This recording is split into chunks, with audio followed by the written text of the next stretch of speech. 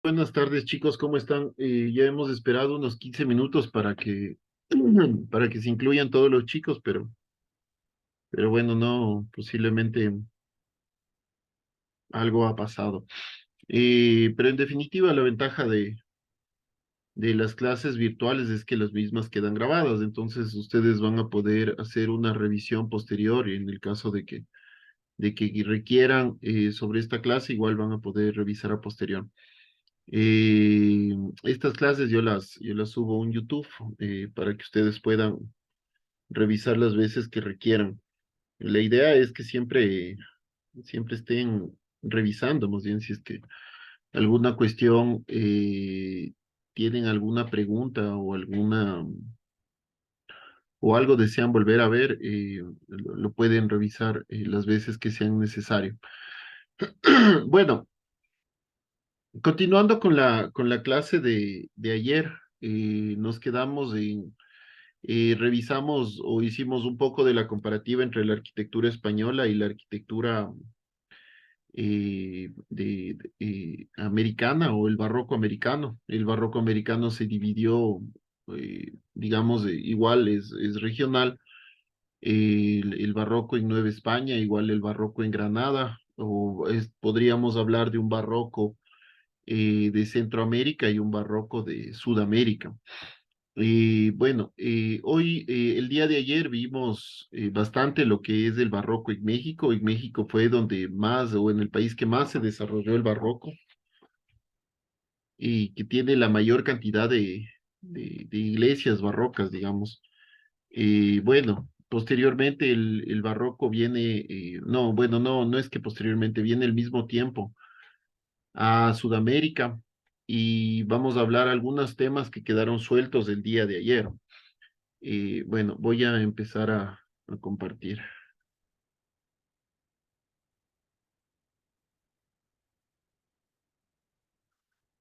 No sé si me confirman, si están viendo ya mi pantalla. Sí, profe, ya se ve. Igual, si es que tienen alguna pregunta o alguna inquietud, me la hacen saber. Siempre es importante escuchar sobre sus inquietudes. No se queden callados. Siempre pregunten, ¿no? Por favor. Bueno, entonces, continuando con el recorrido de la arquitectura barroca en las Américas o en las colonias españolas. Y vamos a hablar un poco en esta clase sobre el contexto en el que se da esta arquitectura barroca en América Latina. Vamos a ver más o menos cómo se subdividieron. Es un recorrido rapidísimo de cómo se subdividieron las colonias y cómo se fueron desarrollando en cada una de estas. Y sobre todo también vamos a ver cómo fue esta distinción de la sociedad, esta división de castas en América. ¿Por qué es importante esto? Porque muchas veces las castas aquí se trataban mucho en cuanto a la división económica, es decir, si querías tener mucho dinero tenías que ser o español o criollo o tenías que ser europeo. Si es que eras mulato, cholo, mestizo, posiblemente eras obrero. Entonces, esto explica mucho lo que fue la escuela quiteña, bueno, y las diferentes escuelas, también la cusqueña y las otras escuelas que se dieron en las reales audiencias, ¿sí? O en los virreinatos. Bueno, vamos, esto ya lo vimos el día de ayer, que son las características generales. El barroco vino al continente americano por medio de los españoles y portugueses. Alcanza su mayor expresión durante el siglo XVIII. Se mezcla con los diversos aportes indígenas. Da origen a un estilo muy característico que ayuda a enriquecer las fachadas de los edificios debido a su decoración, denominándose un estilo ultra barroco, es decir, el barroco, pero a su máxima expresión. Este estilo hizo totalmente americano al incorporar lo natural a los diversos elementos decorativos de cada región. Sí, ahí no sé si recuerdan que estábamos hablando sobre la inclusión, por ejemplo, de la mazorca o de los higos o de cosas los jitomates, cosas así que se incluían dentro de cada región o dentro de las fachadas. El desarrollo. Las civilizaciones indígenas más importantes del continente americano son los mayas, incas y aztecas. Los aztecas se ubican en México, o lo que ahora es México, el sur de México. Los mayas, más o menos por el lugar o por donde es Guatemala. Y los incas aquí en todo lo que es o lo que fue el Tahuantinsuyo desde más o menos desde el centro del Ecuador, casi llegando hasta el norte del Ecuador, hasta el norte de Chile, ¿no? Eso fue el Tahuantinsuyo. Se ven influenciados por los españoles en el momento de su llegada a dicho continente. El desarrollo. Los siglos XVII y XVIII, la conquista y dominación de las Indias llega a su apogeo. Se crean nuevas ciudades y se reconstruyen las ya existentes. La estética básica con que se crea es la del barroco, la que muestra el poder de España. Pero en América el barroco encuentra su propio estilo, gracias a la fusión de un nuevo estilo con el sustrato indígena y con la tradición mudéjar. ¿Qué es esto de la tradición mudéjar? Mudéjar. El arte mudéjar es un estilo artístico que se desarrolla sobre todo en la península ibérica, es decir, en España y Portugal, e incorpora elementos o influencias de estilo hispano-musulmán. Recordemos que los musulmanes estuvieron mucho tiempo en la península ibérica y hubo esta suerte de sincretismo, ¿no? Dejaron ahí mucho de su cultura. Entonces, los españoles utilizaron este arte mudéjar para crear el barroco, y ese arte mudéjar es lo que se trae acá. Eh, bueno, y claro, este arte mudéjar o hispano musulmán fue consecuencia de las condiciones o fue consecuencia de lo que se vivió en esa España medieval, en la España anterior, ¿no? Y eso es lo que se trae acá. Acá, en cambio, se mezcla el estilo indígena con esta tradición mudéjar o con ese barroco que tenían allá y se crea esta nueva arquitectura colonial. Bueno, los impulsores, como ya lo vimos ayer, fue la corona, la burguesía y los representantes de la iglesia, como los jesuitas, siendo la arquitectura el vehículo para la evangelización.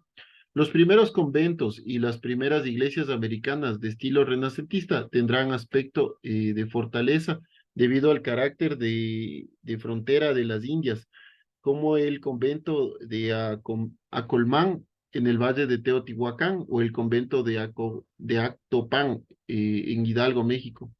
Pero es en los siglos XVII y XVIII cuando se construyen los mejores ejemplos de la arquitectura americana, sobre todo gracias a las catedrales. Entonces, el barroco americano, ¿cuáles fueron sus características? Las fachadas de retablo, estas fachadas de retablo que se utilizan mucho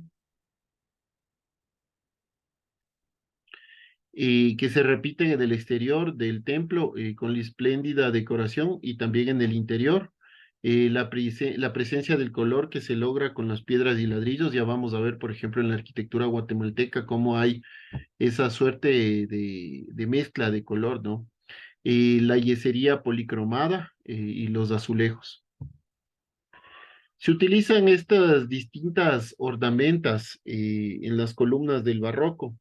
En general se puede decir que las características principales del barroco son el movimiento por la frecuente uso de líneas curvas y lo virtual por su dinamismo en el arte, ya que se manejan conceptos o símbolos que dan unidad a la obra arquitectónica, manejándose la ilusión de la óptica para dar profundidad o grandiosidad a ciertas partes del edificio como fachada o retablos.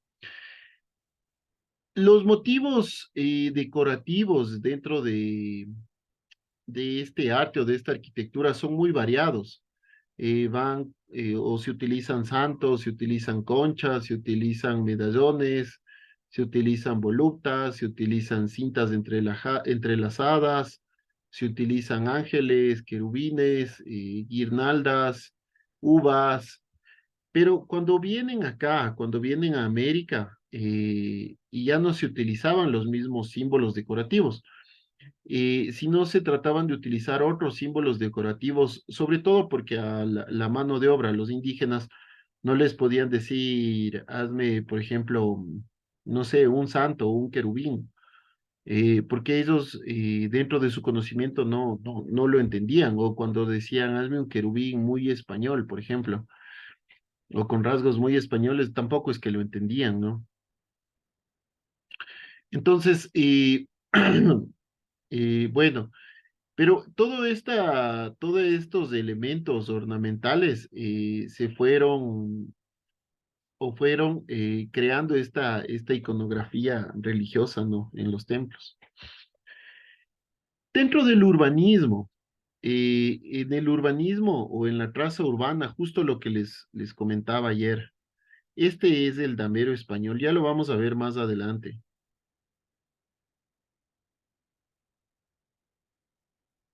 Entonces, siempre había una plaza central.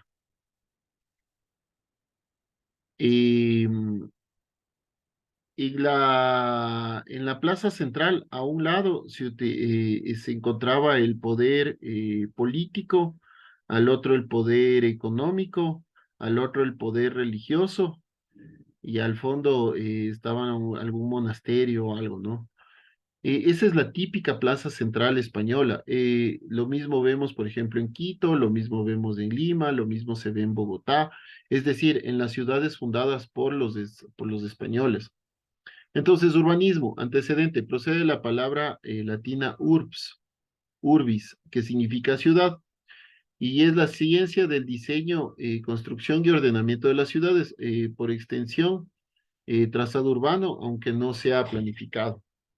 Entonces, la traza urbana es la forma con la que se disponen las calles, con las manzanas, integrando espacios abiertos, edificios y áreas de circulación. ¿Sí?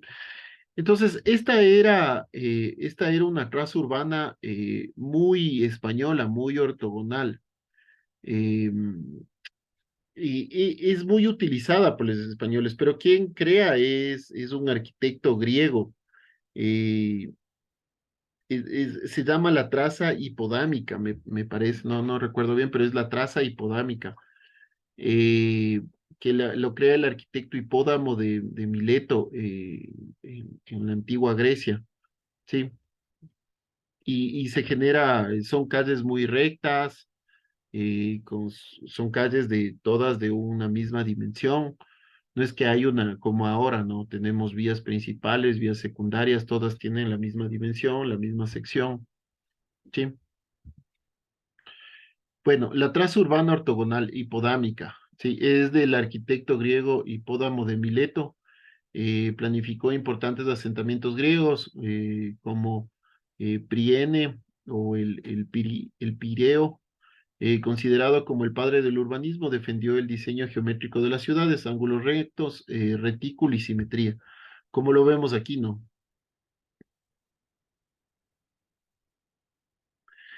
Para poder crear también estas ciudades barrocas, se crearon algunas ordenanzas. Eh, Esto de actualmente, por ejemplo, no creo que todavía les dan teoría urbana, pero cuando las leyes que regulan a la ciudad se llaman ordenanzas, ¿sí?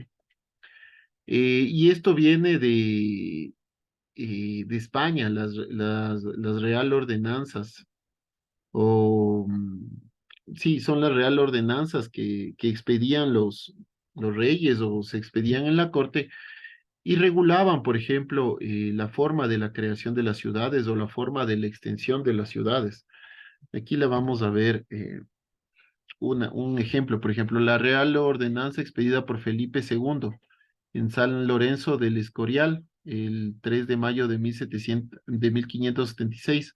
Ordenanzas para descubrimientos, poblaciones y pacificaciones.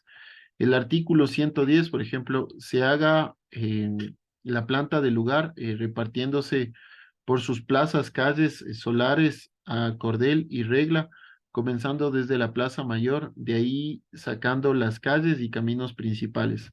El artículo 114 de la plaza, salgan cuatro calles principales, una por el medio de cada costado de la plaza, ¿sí? O sea, lo que te quiere decir aquí es que tenemos la plaza y dice, salgan cuatro calles principales por el medio de la plaza, ¿no?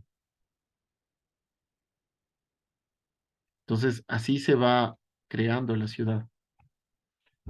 Es decir, todo giraba en torno a la plaza, o teníamos ahí un centro, una jerarquía en el centro que era la plaza. El artículo 115, toda la plaza a la redonda y las cuatro calles principales que de ella salen, tengan portales, porque son de mucha comodidad para los tratantes que ahí suelen concurrir. Artículo 120, para el templo de la iglesia mayor, parroquias o monasterios, se señalen solares, los primeros después de la plaza. O sea, aquí venían los monasterios o iglesias mayores. Bueno, entonces, ¿cuáles fueron las características generales todo esto esto es como un abreboca, más bien es un antecedente para que vayan viendo cómo se genera o cómo se regula la arquitectura en los tiempos de la colonia. Pero las características generales del colonialismo en América, entiéndase la colonización o conquista española en América, fue este proceso que se implantó cuando vinieron los españoles y se dieron cuenta que no es que llegaron a las Indias, por eso les llaman indios a nuestros indígenas, porque cuando llegaron dijeron indios, porque pensaron que llegaban a las Indias. Entonces después ya se dieron cuenta y nos llamaron el Nuevo Mundo, y el viejo continente era Europa y América era el Nuevo Mundo. Entonces, aquí en América se implanta una administración que pretendía ser imitación de la administración peninsular o de la administración de la península ibérica o de España. Trataba de ser un estilo de copia, ¿no? O una suerte de copia. Eh, pero claro, o sea, el área que era administrar aquí era muchísimo más grande, era increíblemente más grande. Ustedes, el país o el reinado más grande de la historia fue España, tuvo colonias en los cinco continentes. España conquistó en África, conquistó en Asia conquistaron Filipinas, bueno, algunos países. Entonces, España tuvo que hacer un estilo de administración. Tuvo que tratar de implantar esta administración muy similar a lo que tenían en España. Y este periodo se extendió desde más o menos desde 1500, que fue el descubrimiento de América, hasta más o menos 1900, cuando ya se celebró el último, la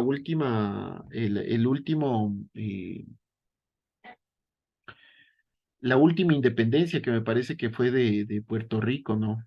Eh, y entonces, las motivaciones justo para esta, para esta expansión colonial que tenía España, justo fue la extracción de recursos para el reinado. ¿Y cómo hacían esta extracción de recursos? Es a través de las poblaciones indígenas y también de las poblaciones de afrodescendientes o africanas, porque inicialmente eran esclavos africanos que vinieron acá y después ya fueron negros nacidos en América, ¿no? Entonces, ese fue la principal motivación como para que España se genere todas estas colonias.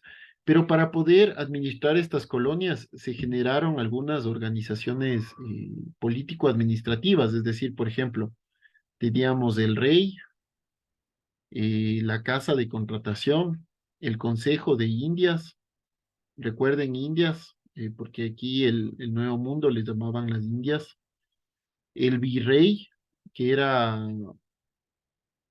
ya los voy a explicar más adelante, pero el virrey termina siendo el rey en cada territorio, en cada colonia, ¿no? Posterior a esto venía un gobernador, el territorio era la Real Audiencia y también había una capitanía general que eran que era el ejército. En territorios más pequeños había un corregimiento y en otros más pequeños habían los cabildos. Eh, por ejemplo, esto de las provincias y cabildos o provincias y ciudades viene también, viene desde España, por ejemplo. Bueno, entonces, por ejemplo, ya viéndole más macro, el rey estaba en España y tenía para España, tenía un consejo de Indias y una casa de contratación. Y en América tenía un virreinato y las capitanías generales y la gobernación en los territorios que eran las reales audiencias y los cabildos. Y también había los consulados, que eran como pequeños consejos para hacia las reales audiencias o hacia los virreinatos. ¿Sí? Eh, entonces, por ejemplo, esta es la división político-administrativa de las colonias. Aquí, por ejemplo, podemos ver, este es el virreinato de Nueva España, todo lo que es Centroamérica y México, ¿sí? Y teníamos la Capitanía General, que, por ejemplo, de Guatemala. Esto de las capitanías generales eran en las ciudades que tenían puerto, ¿no? Por ejemplo, la Capitanía General de Chile, ¿sí? Y las presidencias o real audiencias eran en territorios donde no había puerto, por ejemplo, la presidencia o real audiencia de Quito, la presidencia o real audiencia de Chácaras. Este es el virreinato de Nueva España, el virreinato de Granada, perdón, de Nueva Granada. Este es el virreinato del Perú, que es el más grande, me parece que es el más grande. Y este es el virreinato de La Plata. Sí, esto ya es, o esto era territorio portugués o de Portugal. Los virreinatos es una división territorial relativamente autónoma del rey, es decir, hasta cierto grado tenían una autonomía administrativa y financiera del rey en España. Y se convertía también en un estado monárquico, ¿sí? O sea, estos eran estados monárquicos. Gobernado por un virrey. Este virrey era impuesto o puesto por el rey mismo en España, ¿no? Estas entidades eran gobernadas por el virrey. Quien les nombraba a los virreyes eran los mismos reyes y se le asignaba el deber de administrar y de gobernar todo el territorio. Y generalmente, o más bien dicho, siempre los virreinatos se ubican alejados del territorio del reino. Generalmente se ocupaban para las colonias. De esto, chuta madre, qué feo dibujo. Esto es España, digamos. España y Portugal. Entonces, estos territorios están alejados del poder central, ¿no? Que eran las monarquías o era el rey. En cambio, las reales audiencias eh, eran órganos judiciales creados por el mismo rey, con el antecedente de que era un órgano supremo o tenían una pequeña autonomía.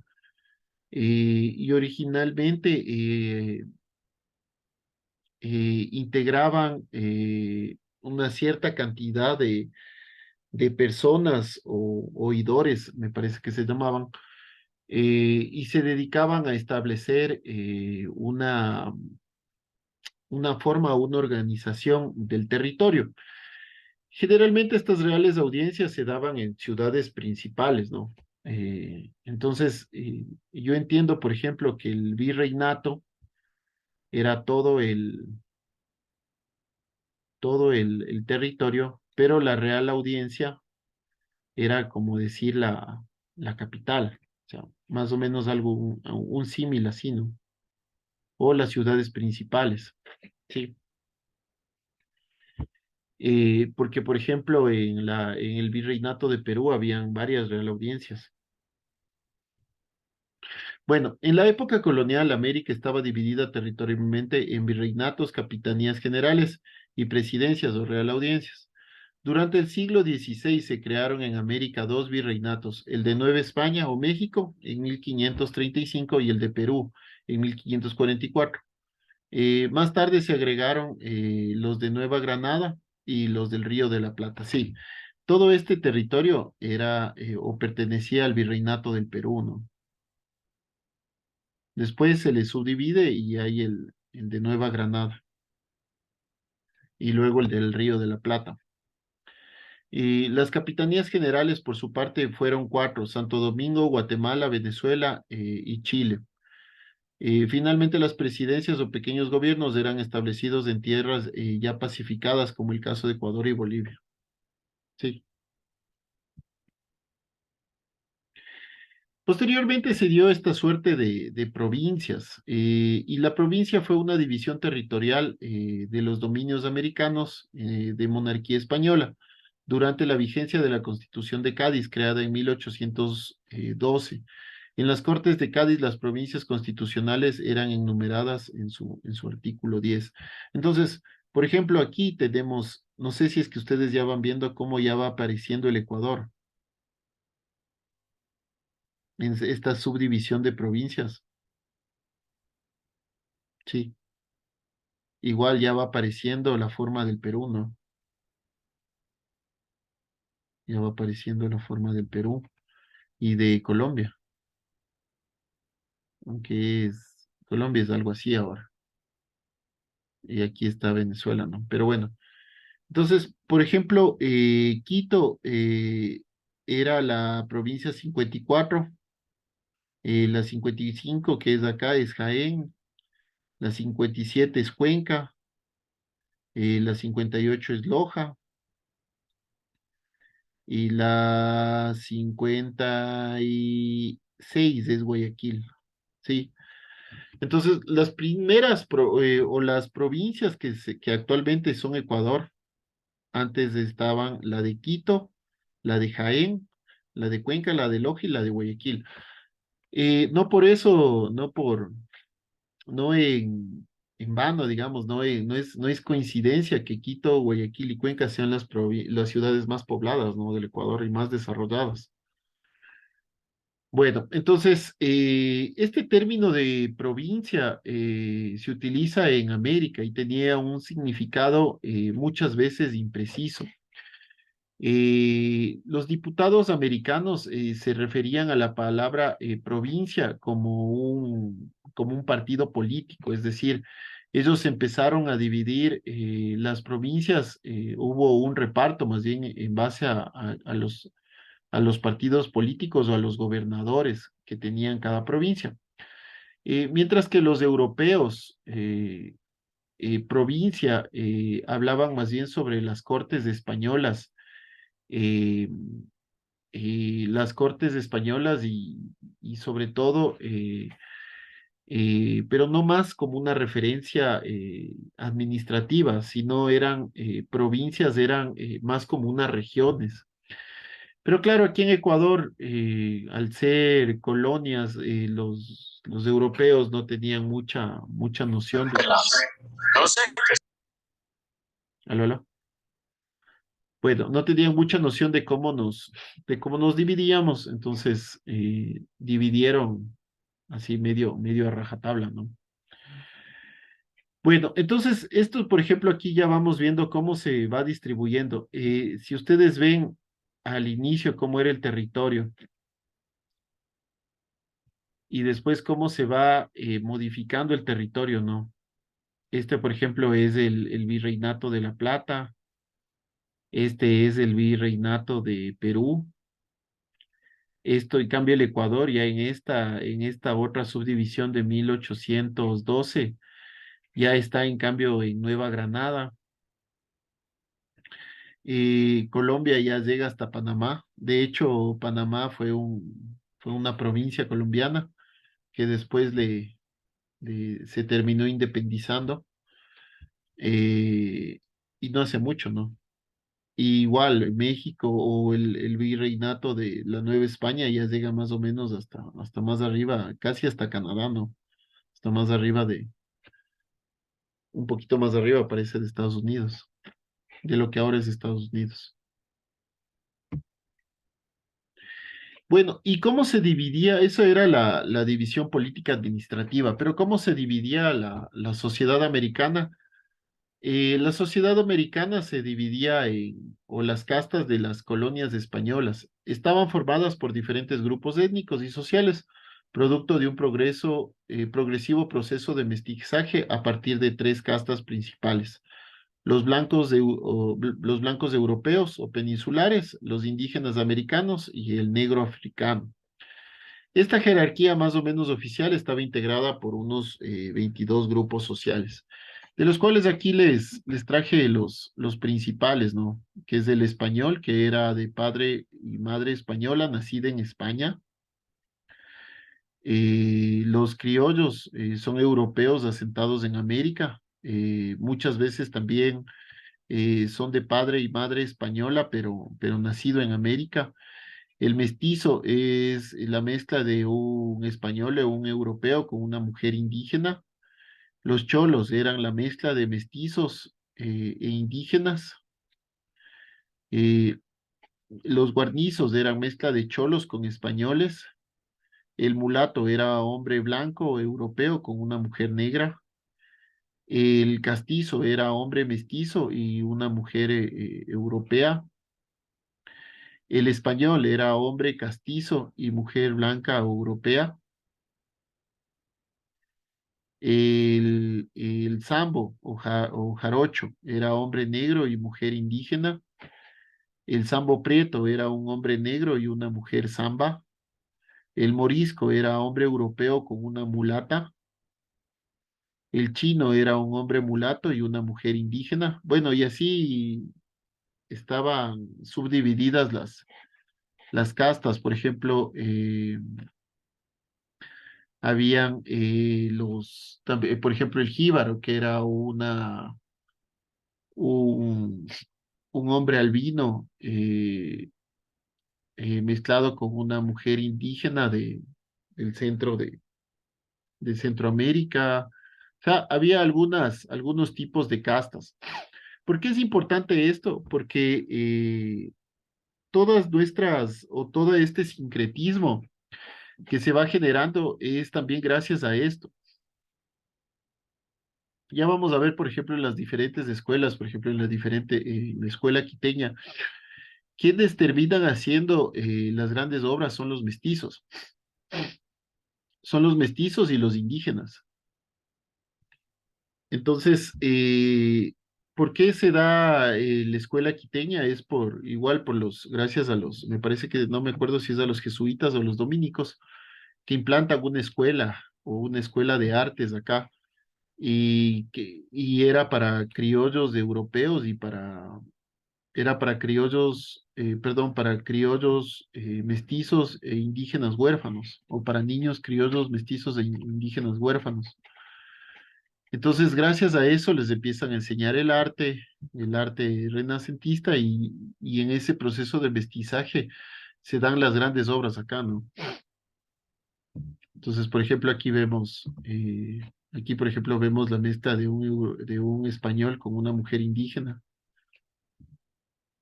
igual de un español con una mujer indígena y de un español con una mujer negra, que es un mulato.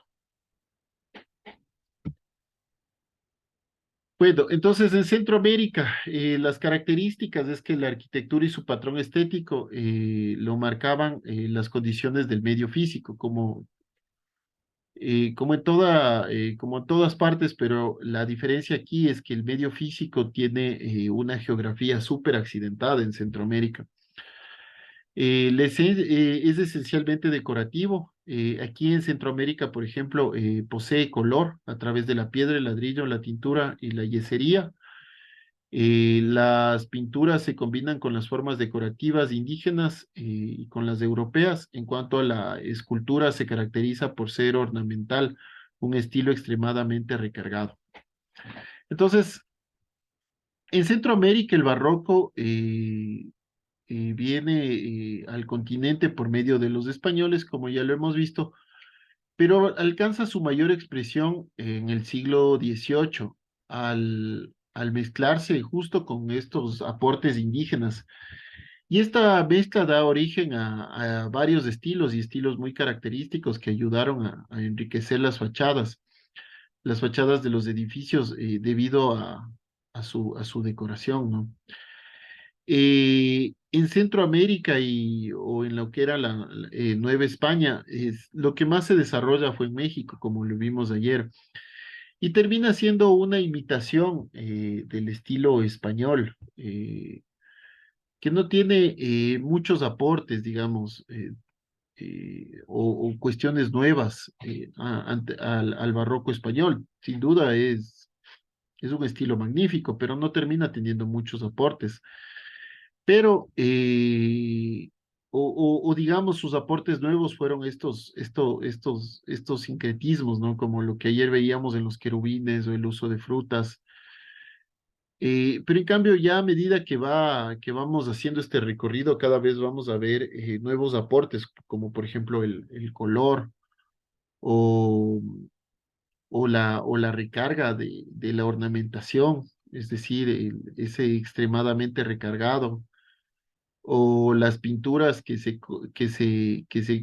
combinan mucho con la escultura y la escultura con la arquitectura, que también es muy europeo, pero aquí digamos, se eleva ese estilo, ¿no? Guatemala es considerado como los lugares más importantes donde se desarrolla este estilo. No traje muchas imágenes de Guatemala, pero lo vamos a ver. Por ejemplo, esta o la característica principal acá es basarse en los detalles minuciosos como las curvas y hojas decorativas, la simulación de enredaderas que crecen en los muros o en este tipo de columnas. Y lo podemos ver, por ejemplo, en esta que es la Catedral de San José de la antigua Guatemala, ¿no?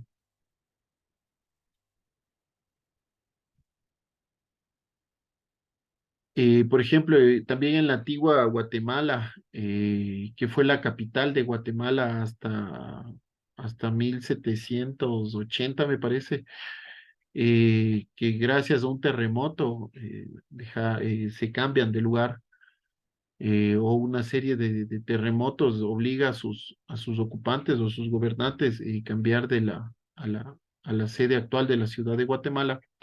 Por ejemplo, aquí tenemos la iglesia de San Andrés de Secul, que es una mezcla entre barroco y arte popular, ¿no? Vemos el uso, por ejemplo, del color, increíble, ¿no? Por ejemplo, esta es la Universidad San Carlos de Guatemala, que es uno de los principales centros de estudios superiores de Centroamérica. Eh, Esta universidad fue establecida por la misma corona española eh, y inicialmente empieza como un lugar de enseñanza, teológica, ¿no? Por eso ahora es una universidad pontificia. Por ejemplo, la católica es universidad pontificia porque seguramente inicialmente solo se daba teología.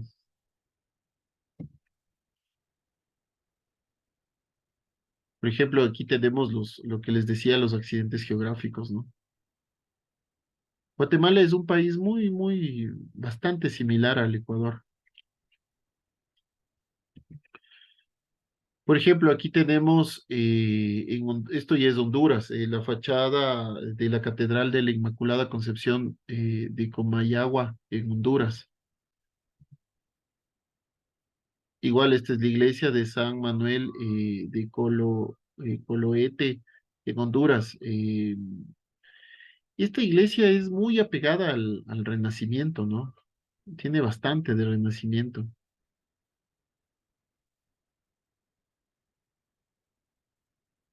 Si bien es cierto, por ejemplo, el retablo se puede apreciar en toda la entrada principal, pero es bastante, parece bastante renacentista, ¿no?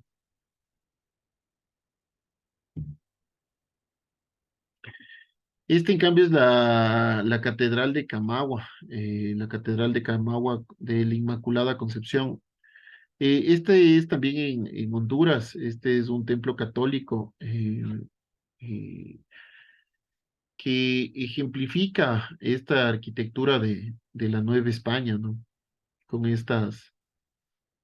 con estas formas de, de retablo en el ingreso. Esta es la iglesia más antigua de Honduras, que aún se encuentra en pie y está ubicada a unas cuantas cuadras de la catedral, de una catedral que fue destruida.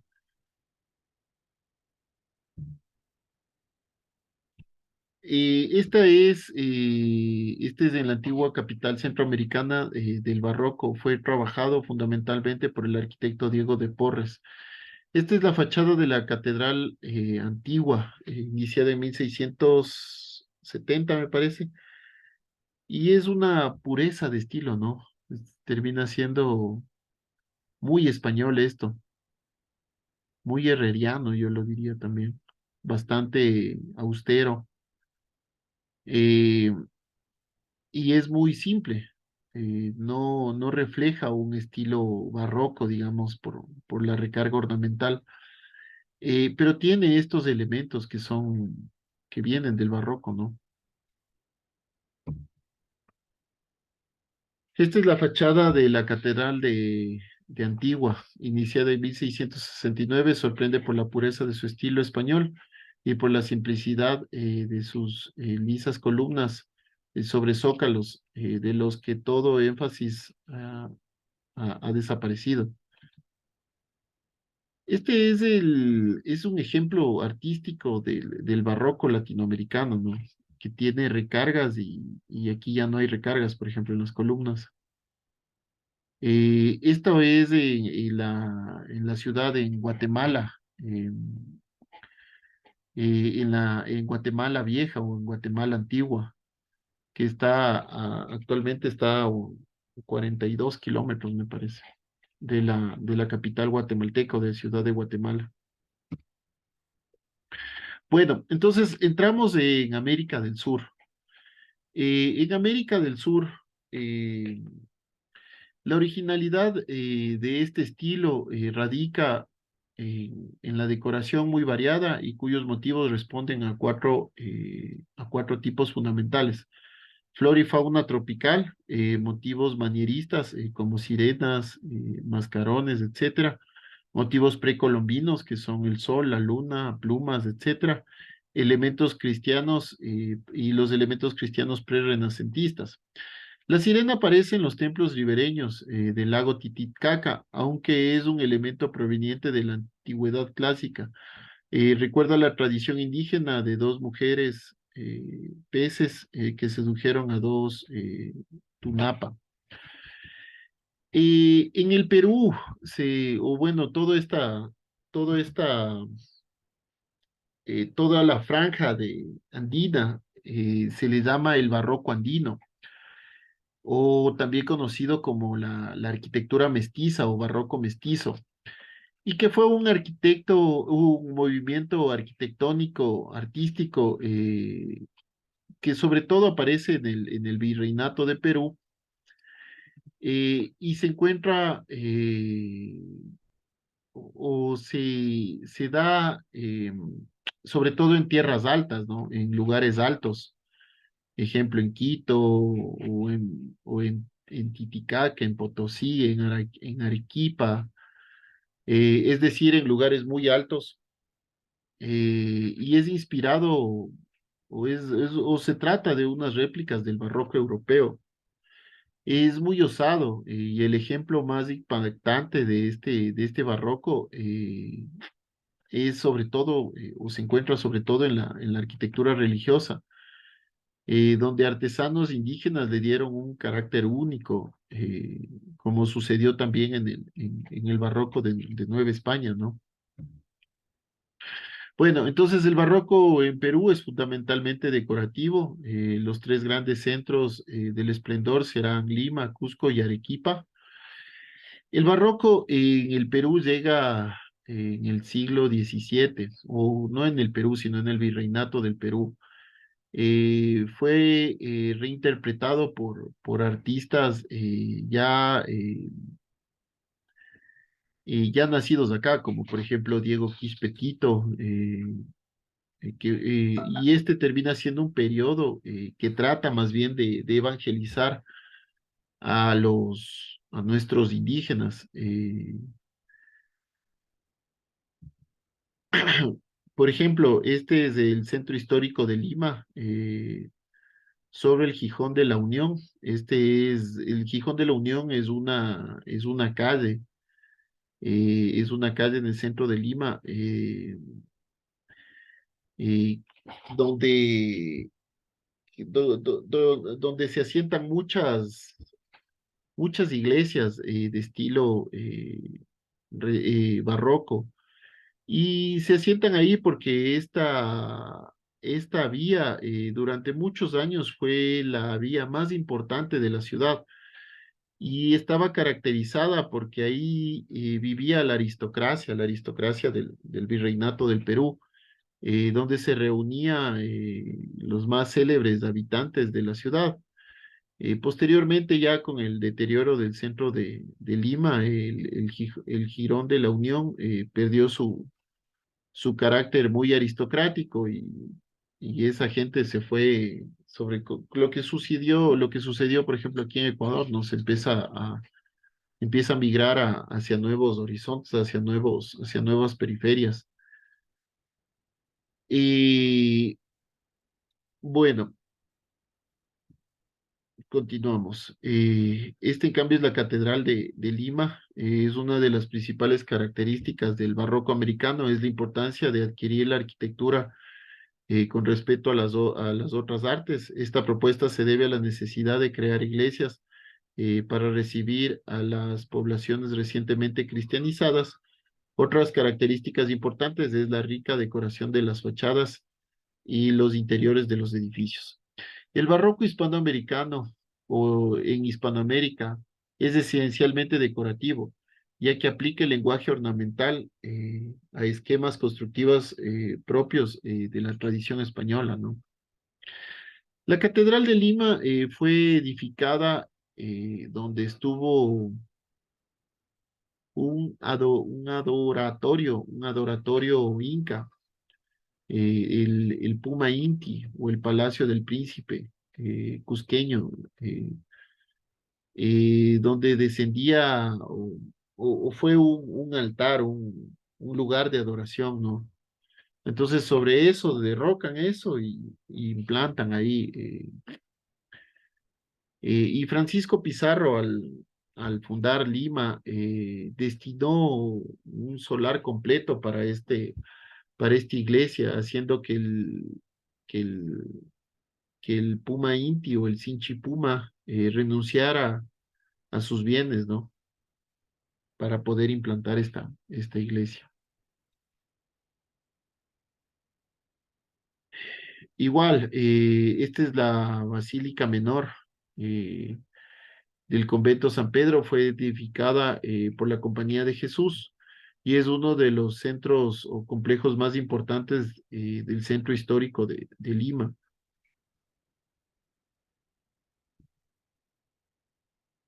Y la Catedral de Lima, nuevamente para que vean más o menos el altar.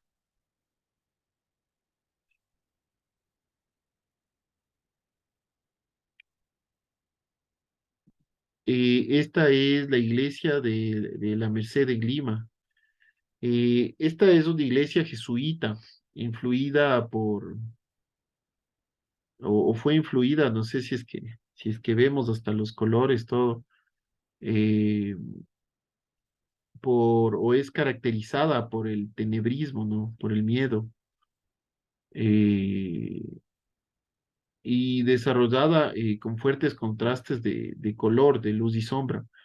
La basílica, perdón, eh, la iglesia de la Merced es un edificio donde se crearon las primeras órdenes en Lima, Perú. Y esta iglesia veneraba a, a la Virgen de la Merced, ¿no? Es decir, lo que intentaban los españoles era crear muchas o nuevas iglesias eh, para los, para los nuevos adoctrinados o los indígenas adoctrinados hacia el cristianismo. Esta es la iglesia de San Agustín, que se encuentra en el centro histórico de Lima, frente a la plaza del mismo nombre, a pocas cuadras de la otra iglesia que ya vimos. Eh, y esta es creada por los frailes o por los órdenes agustinos.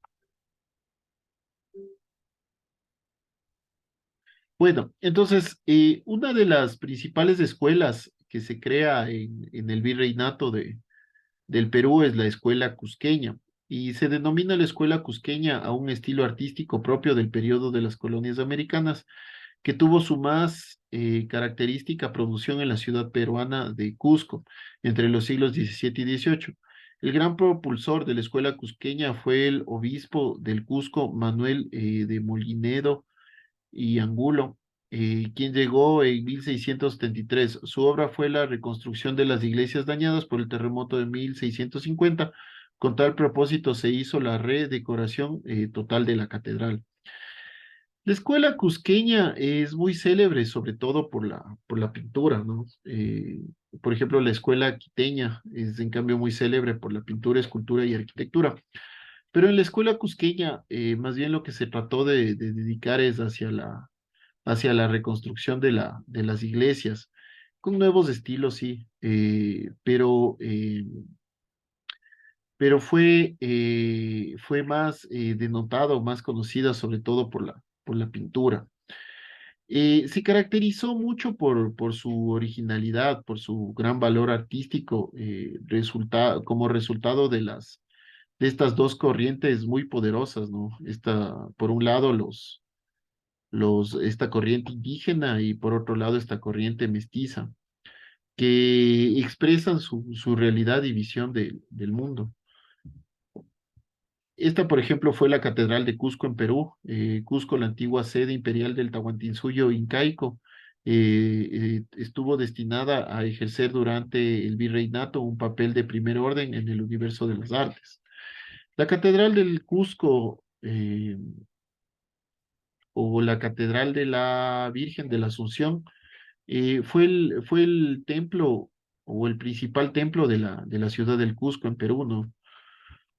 Y esta basílica, junto con algunos otros templos, conformaron un conjunto de catedrales que se encuentran muy cercanas unas de otras, como podemos ver acá atrás. Y estas fueron construidas sobre restos sobre ruinas incas, el Suntorhuasi o la casa de gobierno. ¿No? Ahí era que antes era ahí, o sea, derrocan eso y construyen el- los complejos o estos complejos eclesiásticos.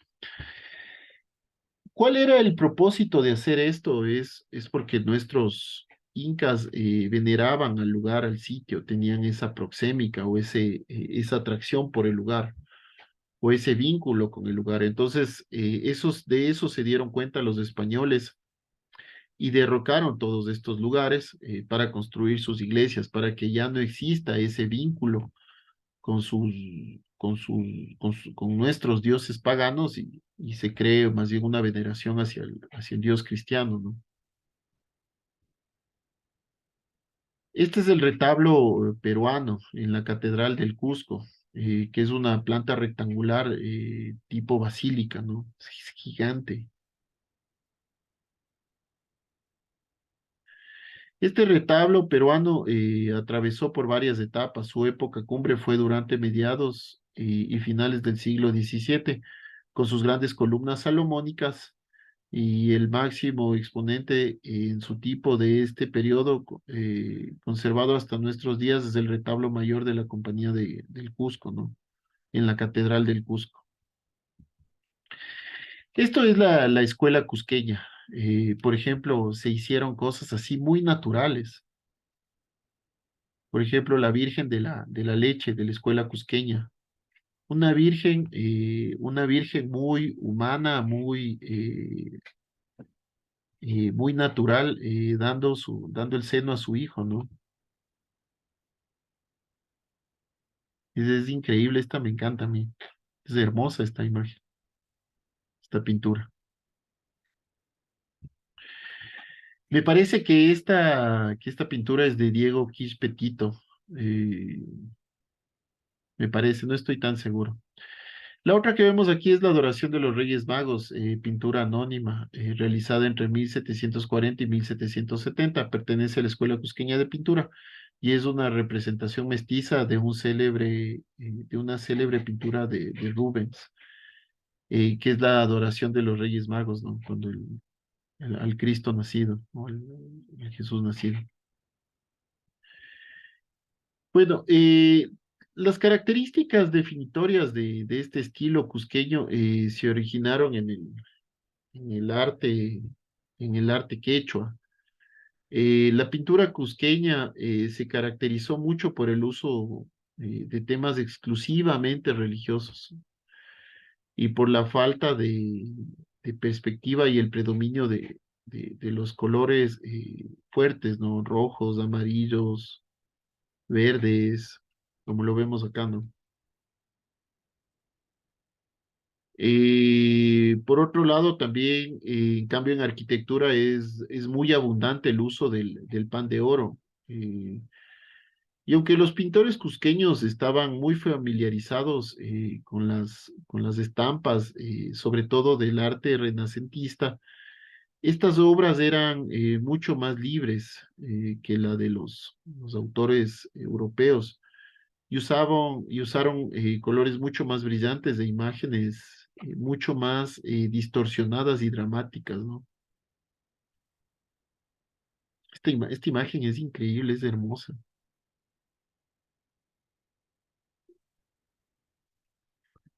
Bueno, terminando con el barroco en Perú, vamos a irnos al barroco en Colombia. Uno de sus máximos exponentes fue Gregorio Vázquez de Arce y Ceballos.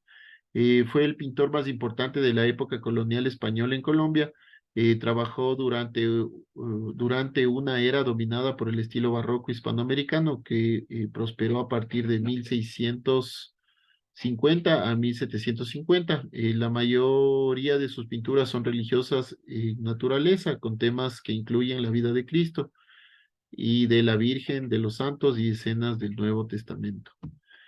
En cuanto a la arquitectura, tenemos, por ejemplo, la capilla del Sagrario de Bogotá, o la capilla de la Catedral de la Basílica de Bogotá, que es un templo que alberga al Santísimo Sacramento de Bogotá. Eh, sobre, eh, Sobre este templo es un edificio con cruz latina de una sola nave longitudinal.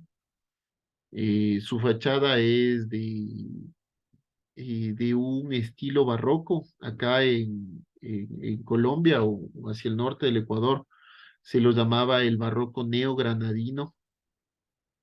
Como les decía, el barroco aquí en América se dio mucho eh, o fue muy regional. Sí, este es barroco neogranadino. Y igual, ¿no? El templo es o se lo crea justo para lo que estábamos hablando hace un momento, se lo crea para que los indígenas o los indígenas adoctrinados hacia el catolicismo empiecen a acudir a las iglesias, ¿no? Bueno, vamos a ir ya un poco más rápido. Este es el barroco en Brasil. Llega por los portugueses, laicos y religiosos. Tiene un lugar en el siglo, constituye una amalgama de diversas tendencias barrocas portuguesas, francesas, italianas y españolas. Tal mezcla se acentúa en los talleres laicos multiplicados a lo largo del siglo, en los que maestros portugueses se unen a los hijos de europeos nacidos en Brasil y sus descendientes mestizos y mulatos para realizar algunas de las más bellas obras del barroco brasileño. Puede decirse que la amalgama de elementos populares y eruditos producían en las cofradías artesanales. Esta imagen es de Antonio Francisco Lisboa, que es un conocido o más conocido como Alejandriño, y fue un escultor, ingeniero y arquitecto brasileño y es considerado el mayor representante del barroco de Minas Gerais y de las artes plásticas en Brasil, ¿no? Esta es la iglesia de Nuestra Señora del Carmo o Nuestra Señora del Carmen en, en Ouro Preto, que es una ciudad en Brasil. Eh, Esto es ya más apegado hacia el rococó, ¿no? Esta iglesia. Es un barroco brasileño, pero dentro del barroco más apegado hacia el rococó y es un monumento catalogado por el, me parece que por la UNESCO, como un elemento patrimonial. Bueno, pasamos ahora al barroco de la Real Audiencia de Quito. Aquí me voy a detener un ratito, siendo las 7:16, ¿les parece si descansamos unos 5 minutos para tomar una agüita o cualquier cosita? Sí, profe. Chévere. ¿Les parece si nos vemos? No, no sé qué hora es. Déjenme salgo de esto. Descartar. Siendo las 7:17, ¿les parece si nos vemos 7:25?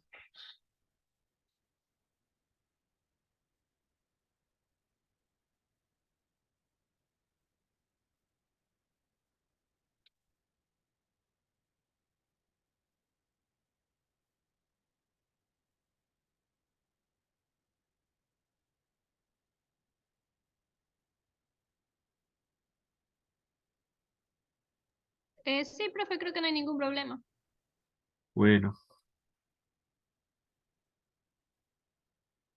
listo. Entonces nos vemos 7:25.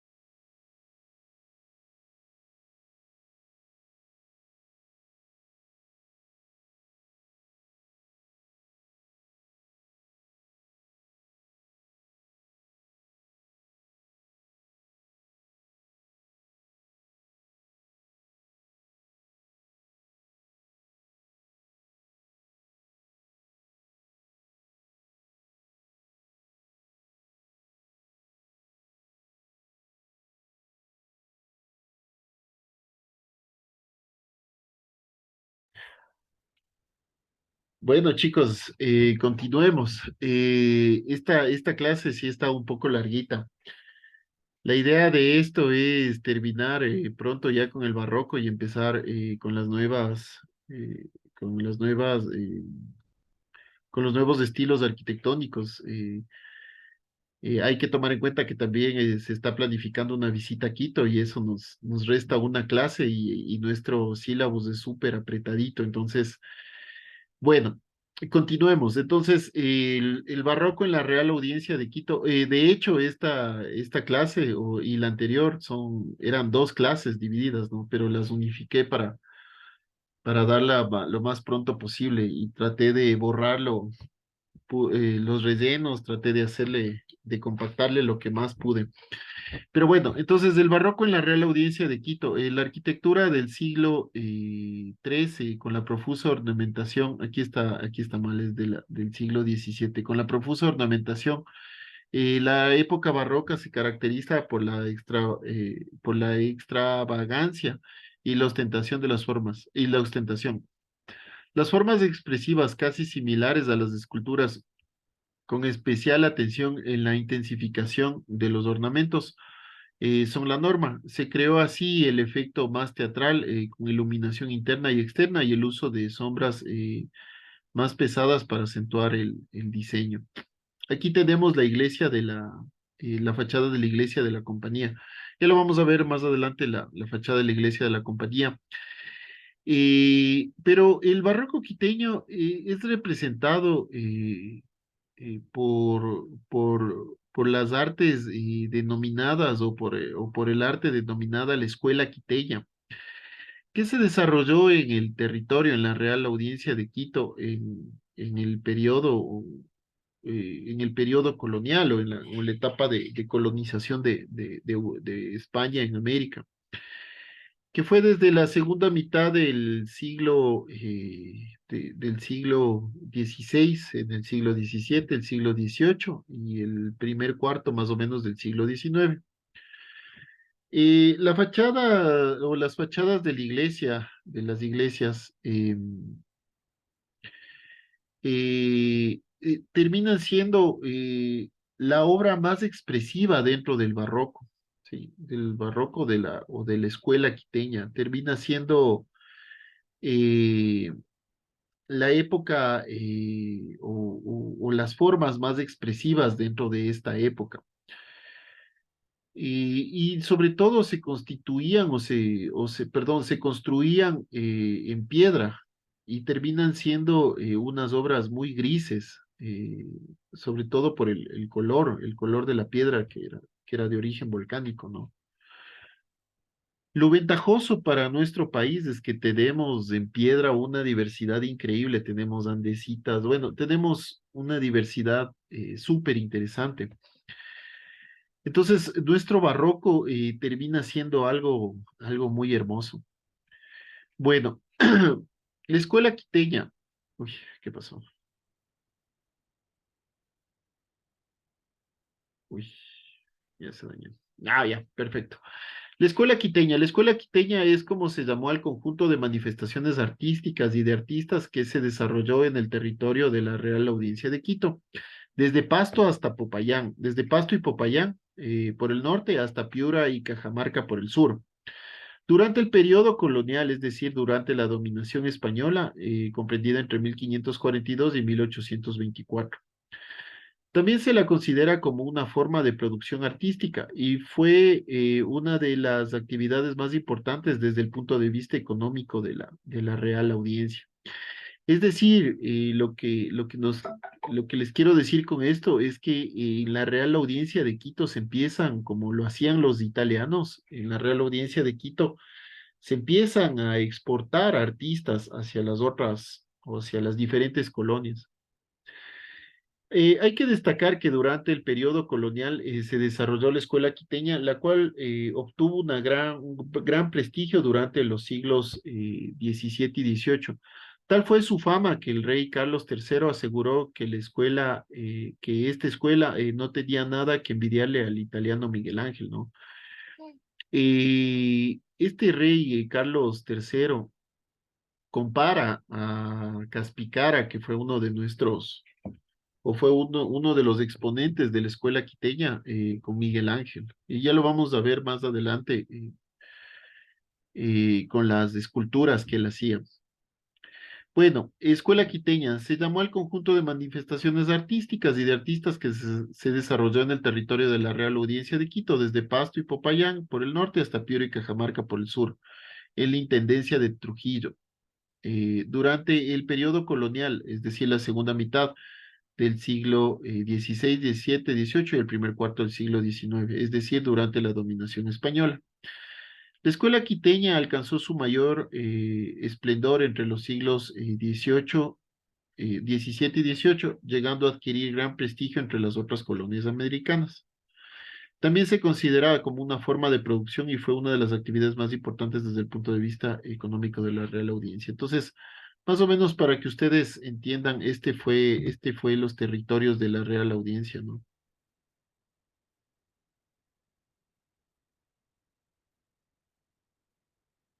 Para que vean más o menos. La fama de este movimiento alcanzó tanto prestigio que incluso, como les decía, eh, el rey Carlos III comparaba mucho a Miguel Ángel con Caspicara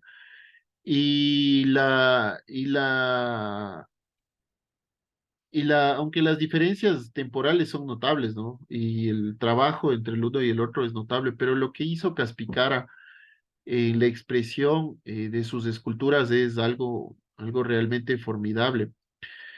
Y para que más o menos ustedes entiendan esto, cómo era esta organización, teníamos al rey que era en España, y teníamos las colonias. En la colonia teníamos al virrey, el virrey del Perú, la Real Audiencia de Lima y de Quito, y teníamos el cabildo en la ciudad y los corregimientos en cada provincia. Bueno, esto es lo que nos produjo la escuela quiteña. Por ejemplo, Nuestra Señora de la Asunción de Popayán, de Bernardo de Legarda, en el siglo XVIII. La Virgen de Quito, escultura más famosa de Bernardo de Legarda. Las Belemitas de San Juan de Dios, de José Cortés Alcócer, en el siglo XIX. Entonces, más tarde vivió la influencia de Fray Jodoco Rique. Fray Jodoco Rique termina siendo, o es un religioso franciscano, era un tipo muy erudito, un artista, y él es el fundador y pionero de esta escuela quiteña o esta escuela de arte quiteño. Fray Jodoco Rique era un español, y que construyó el convento de la iglesia de San Francisco. Y al construir este convento, crea la Escuela de Artes y Oficios San Andrés, y él empieza, por ejemplo, él es, ojalá cuando se animen y podamos, y puedan venir, ahí podríamos visitar la iglesia de San Francisco y que vean, ¿no? Ahí se crea por primera vez el trigo en Sudamérica, y él empieza a crear cerveza, ¿no? Fray Jodoco Rique, él era de orden franciscano, y él abogaba mucho por los indígenas, es decir, él trataba de crear o de generar un lugar para que ellos se entretengan, ¿no? Los indígenas no eran bien vistos por los españoles, eran tomados como timadores, como borrachos. Entonces, Fray Jodoco Rique más bien trata de abogar por ellos y crea esta escuela de artes y oficios, ¿sí? Aquí tenemos, por ejemplo, una imagen del siglo XX que salieron a la luz importantes pintores que se resistieron a ser parte de las corrientes del realismo social que denunciaban las condiciones de vida de los aborígenes y buscaron adoptar nuevos estilos desde el extranjero. Este es Los Negros de Esmeraldas de Andrés Sánchez de Galque del siglo XVI, ¿no? Bueno, la escuela quiteña, tras la fundación de la ciudad en 1534 y el crecimiento de la primera generación de quiteños, se vio la necesidad de crear un sitio en el que se pudiesen educar correctamente. Es así que se encomienda esta labor al profesor Juan Griego, quien se encarga de enseñar a leer y escribir a los habitantes de la pequeña villa en una escuela que funcionaba en la catedral debido a la falta de lugar apropiado. En 1552, esta labor pasó a manos del obispo de la comunidad franciscana, Francisco Morales, quien fundó el primer centro de educación llamado San Juan Evangelista. Durante 6 años, el San Juan Evangelista fue un colegio de enseñanza práctica, donde además de leer y escribir, se aprendían otras labores como usar el arado, sembrar semillas, hornear ladrillos. La instrucción estaba destinada de preferencia para los indígenas mestizos y uno que otro criollo huérfano. Los profesores eran religiosos y la enseñanza era gratuita. Al Colegio San Juan Evangelista le sucede entonces el colegio o este lugar de artes y oficios San Andrés, nombre que le dio o nombre que se le dio para vincular al virrey de Lima en ese tiempo, don Andrés Hurtado, eh, el cual intercede ante el rey para que el- el nombre del colegio cambie, ¿no? El monarca accede a la petición y emite el decreto con el cual se forma oficialmente el Colegio San Andrés.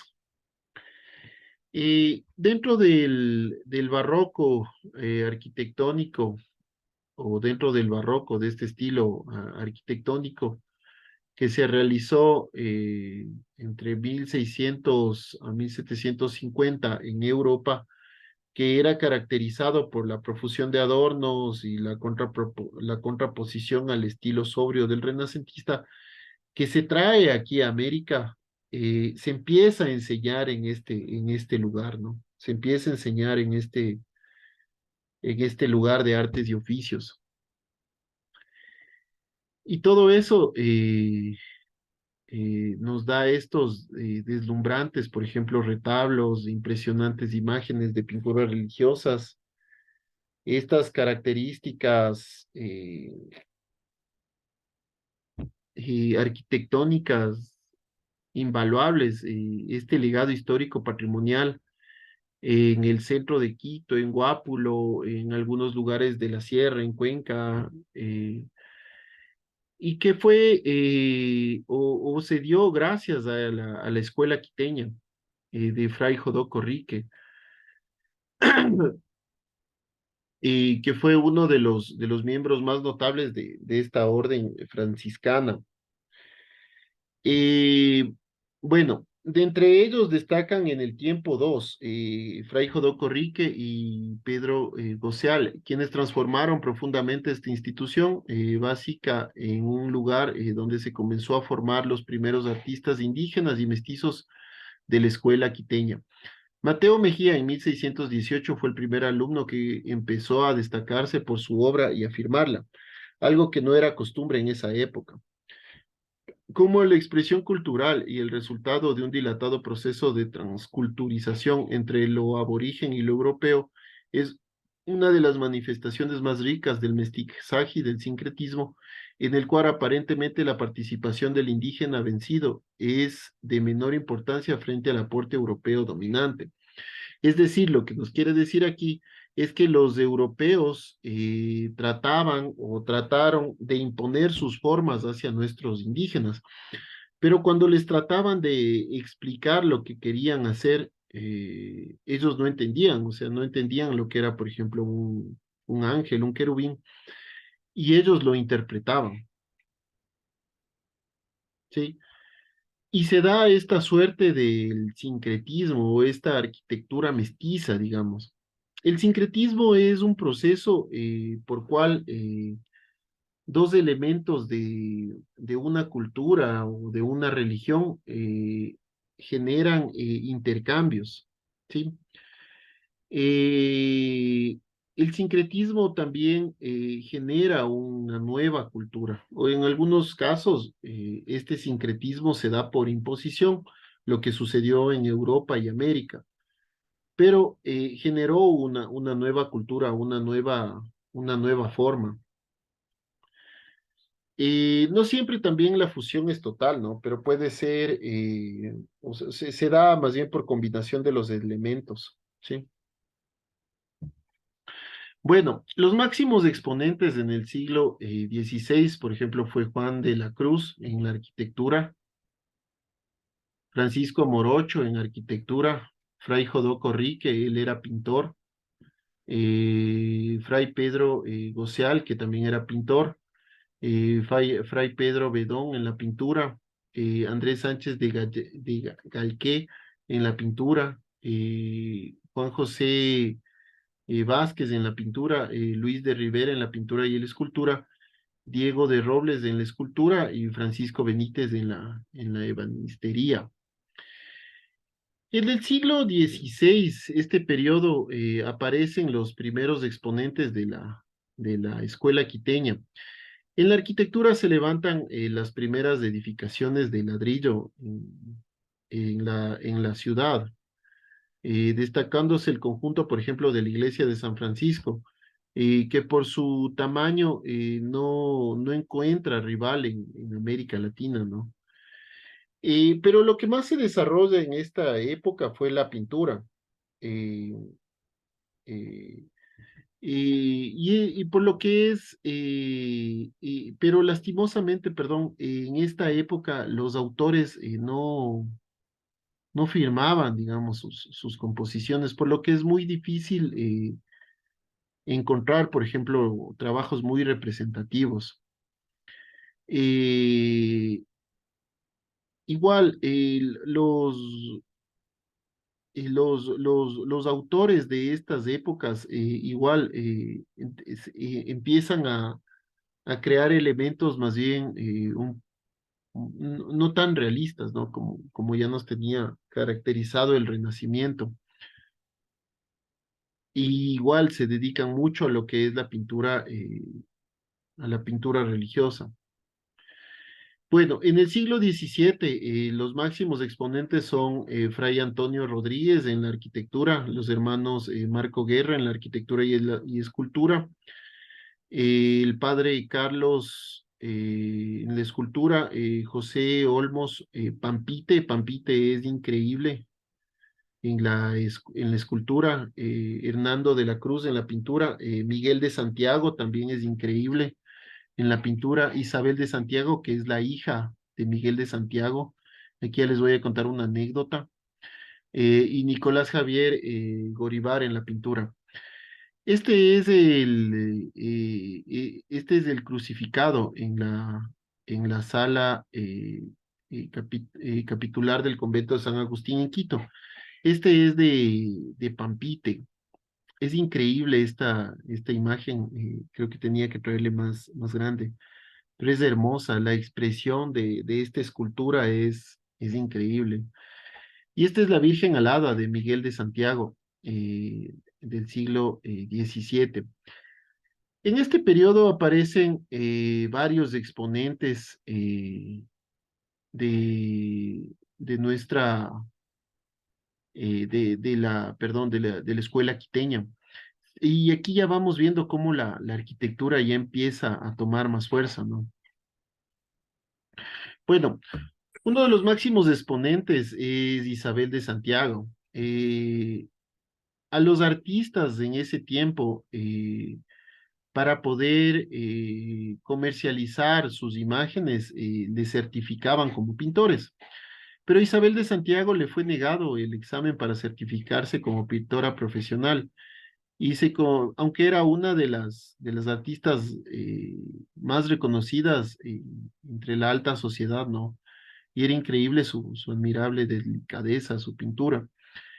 Ella era pintora, dibujante, fue una de las máximas exponentes de la escuela quiteña, y fue reconocida a lo largo de todo el continente, pero lastimosamente a Isabel de Santiago no le dan no le permiten certificarse como pintora profesional, eh, por una razón sencilla, porque era mujer. Su padre también, Miguel de Santiago, él era o fue hijo de indígenas.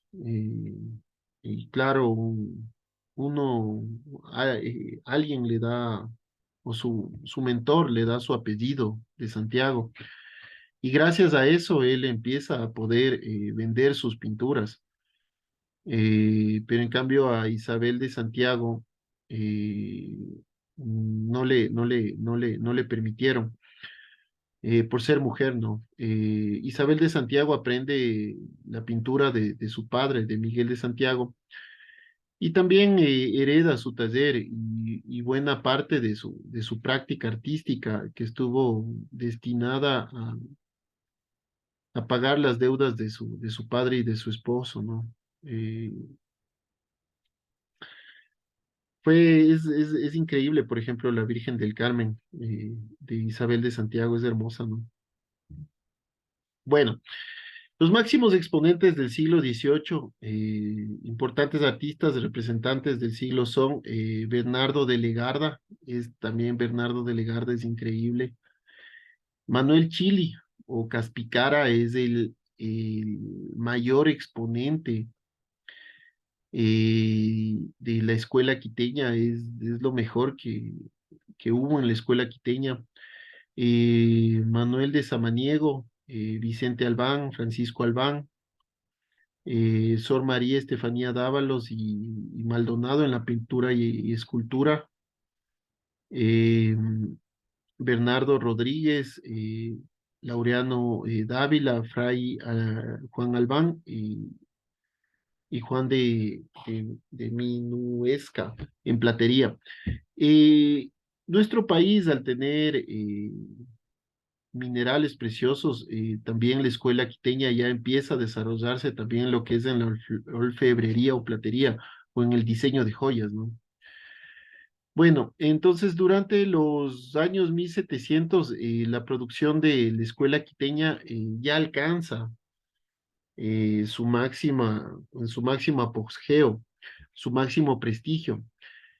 Y no solo las colonias americanas y españolas consumían, o perdón, las colonias españolas en América y España consumían esta arte, sino también ya empezó a desarrollarse en toda Europa. Durante este periodo se desarrolló con mayor importancia las esculturas, destacándose, por ejemplo, la Virgen de Quito y Cristos crucificados. El mayor exponente en esta época es Manuel de Chili, más conocido como, en su nombre artístico, como Caspi Cara. Caspi me parece que es madera y cara es rostro, ¿no? Entonces era el rostro de madera, por así decirlo, ¿no? Manuel Chili fue un afamado escultor y tallador indígena del siglo XVIII. eh, y él fue su mayor exponente o su exponente más importante. Nace en Quito, entonces capital de la Real Audiencia Española. Su seudónimo, como les decía, es cara de palo, cara de madera. Y se, y se compone, ¿no? De nombres, de vocablos quichuas, ¿no? Eh, Lastimosamente no hay referencias de su aspecto físico, ¿no? no sé, no existen cuadros o retratos de él. Por ejemplo, esta es la sábana santa de Caspicara. Esta es hermosa, esta imagen. Se le nota, por ejemplo, al Cristo su dolor, es expresionismo puro, ¿no? Es hermosa esta escultura. Se le nota al Cristo su dolor, a la Virgen como clama. Y yo no sé cómo lo habrá hecho, ¿no? Es increíble, hermoso. El expresionismo del rostro, de las manos, del cuerpo. Es un Cristo muy humanizado que sangra, ¿no? Y una Virgen que llora y que clama al cielo, ¿no? Es hermoso, hermoso, realmente hermoso.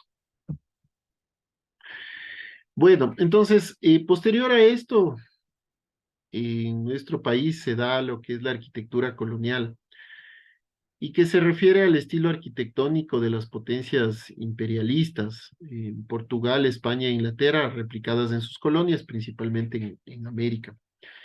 Este estilo arquitectónico eh, que viene de España, en nuestro caso, se incorpora a las construcciones o asentamientos en las colonias. Y los colonos frecuentemente construían en estos asentamientos eh, y trataban de replicar la arquitectura de su país de origen, ¿no? Pero como les decía, era muy difícil, por lo que en muchos de los casos nosotros no entendíamos lo que realmente ellos querían. Pero este sincretismo se convierte en una amalgama de estilos eh, y de estilos muchas veces opuestos. Responden a preceptos que expresan cánones de lo religioso, de lo cultural, de lo político, muy hermosos, ¿no? Por ejemplo, estas formas, esta es la iglesia de San Francisco, que lo vamos a ver más adelante, muy típico de lo español, ¿no? Y estos pináculos, en cambio, muy típicos de lo italiano. Esto, por ejemplo, muy típico del renacentismo y esto muy típico del barroco, ¿no? Igual, esto es muy típico del renacentismo.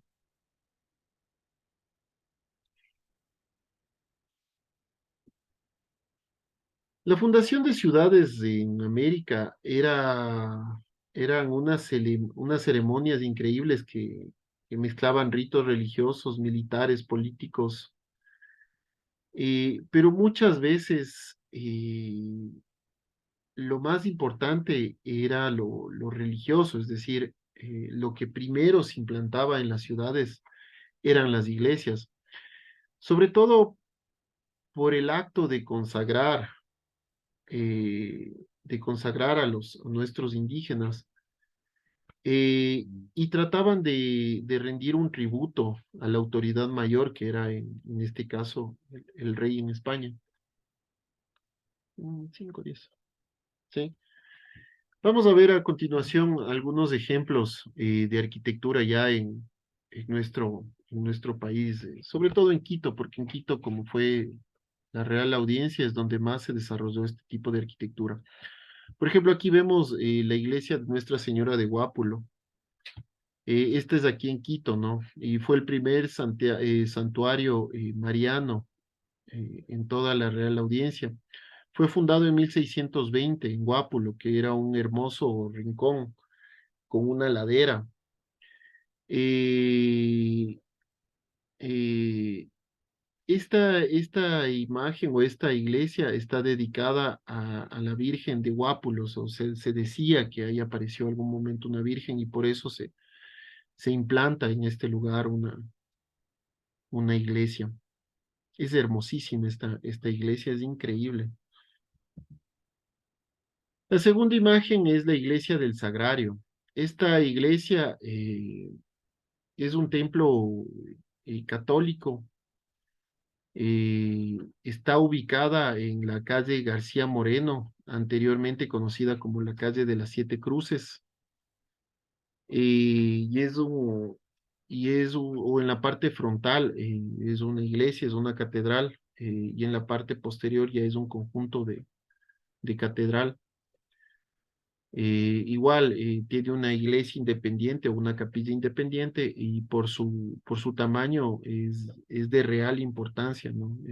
O era de real importancia en la sociedad quiteña. La mayor expresión de arte barroco y más hacia el barroco y menos hacia el colonial es la iglesia de la Compañía, la iglesia de Compañía de Jesús, también conocido en nuestro acervo popular como solo como la iglesia de la Compañía. Igual está ubicada en la calle García Moreno, en el centro histórico de Quito. La portada de su templo mayor es totalmente labrada en piedra volcánica, y es considerada por muchos autores como la mayor expresión de arquitectura barroca, no solo en Quito, sino en el continente americano.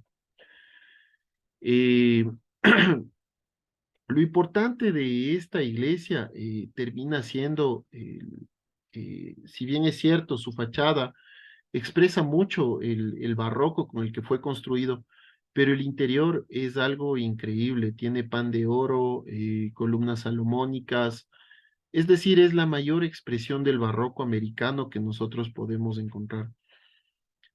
Lastimosamente también el paso del tiempo ha dejado huellas sobre esta iglesia.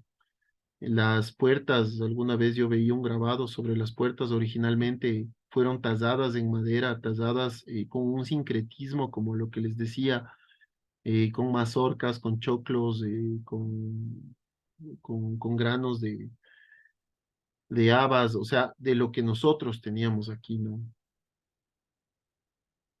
Es hermosa esta iglesia, yo creo que es la iglesia más hermosa no conozco el mundo, pero por lo menos la iglesia más hermosa que existe en el Ecuador, ¿no?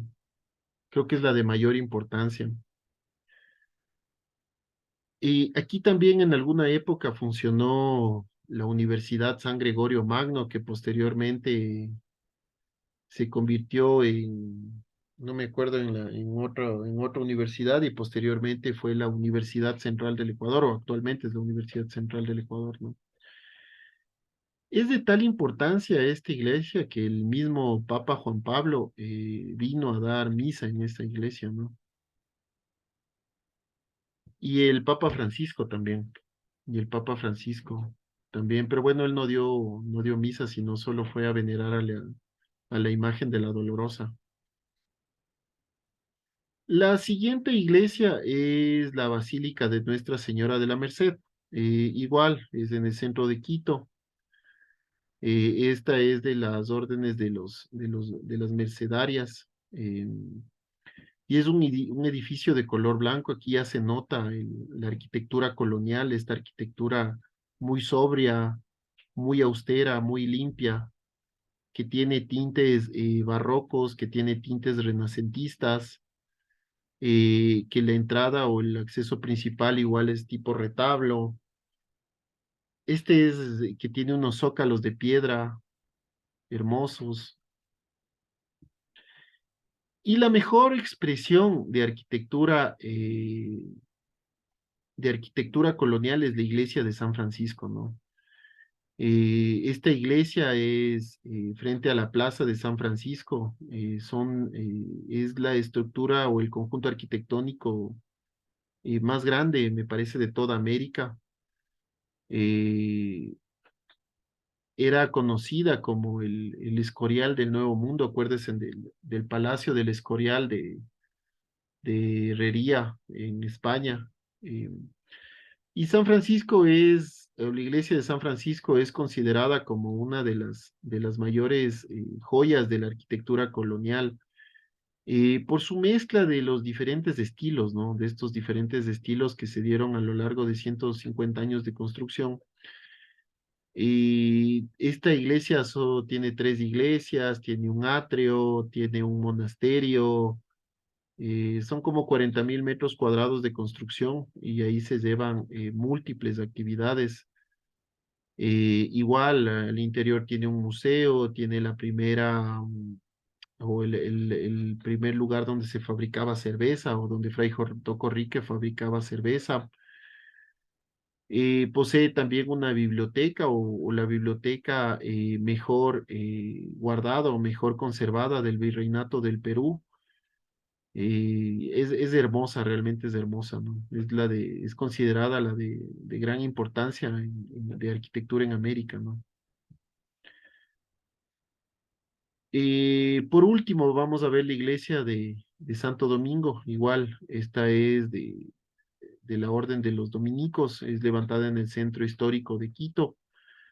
Igual tiene un conjunto de conventos, iglesias, capillas, tiene una plaza, sí, es hermosa también esta iglesia. Bueno, y ya para terminar, les envío como trabajo en clase. Para el sábado, por favor, lleven papel, lleven acuarelas, lleven carboncillos, es decir, y sobre todo lleven una imagen de cualquiera de estas iglesias que la vamos a retratar en clase, ¿sí? Por favor, no sé si es que hay alguna pregunta o alguna inquietud.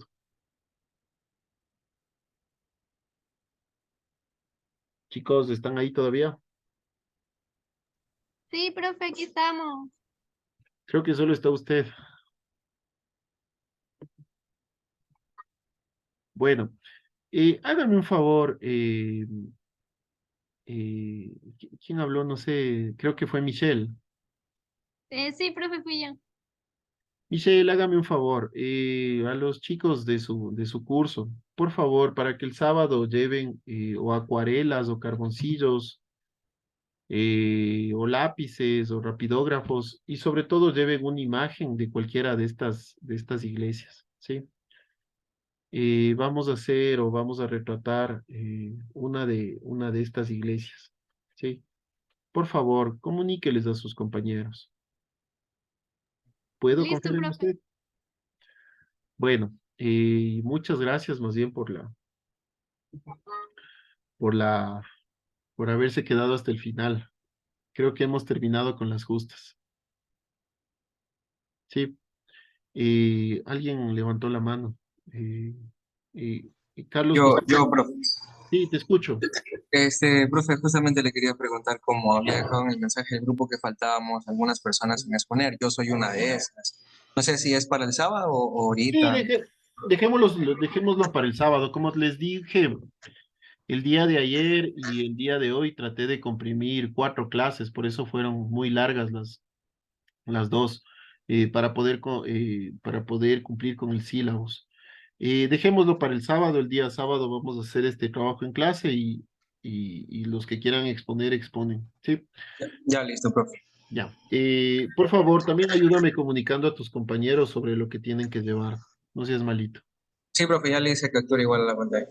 Gracias, gracias chicos. Sin más que decirles y gracias por quedar.